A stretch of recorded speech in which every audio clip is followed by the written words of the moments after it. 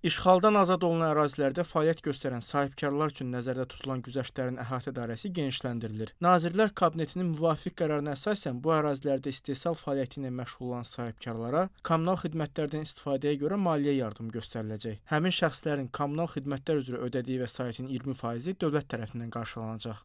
Başlıca məqsəd işğaldan azad olunmuş ərazilərimizin bərpa olunması və soydaşlarımızın məskunlaşmasının sürətləndirilməsidir.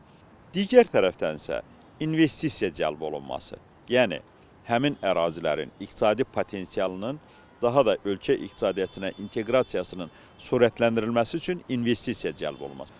Bu, qeyd etdiyimiz kimi, həm sahibkarlara böyük dəstəkdir, sahibkarlara bu kimi dəstək verilməsi sahibkarlarda deyək ki, bir təşviq edici və maraq yaradır. İqtisadçı Eldəniz Əmrovun sözlərinə görə azad olunan ərazilərdə fəaliyyət göstərən sahibkarlara kommunal xərclərdə dövlət dəstəyinin göstərilməsi həmin ərazilərdə iqtisadi reinteqrasiyanın sürətlənməsi üçün önəmli addımdır. Ölkə iqtisadiyyatının 1/5 hissəsini ərazi baxımından əhatə edən bu hissə birmənalı şəkildə ölkə iqtisadiyyatına öz qatısını qatacaqdır. Çünki buranın həm relyefi, həm hidropotensialı, həm faydalı qazıntı yataqları, yenidən qurma bərpa işləri, məşğulluq sektoruna töhfəsi, yəni iqtisadiyyatın ondan artıq bir çox istiqamətinə bu ərazilərin düşünürəm ki, böyük ölçüdə müsbət təsiri olacaqdır.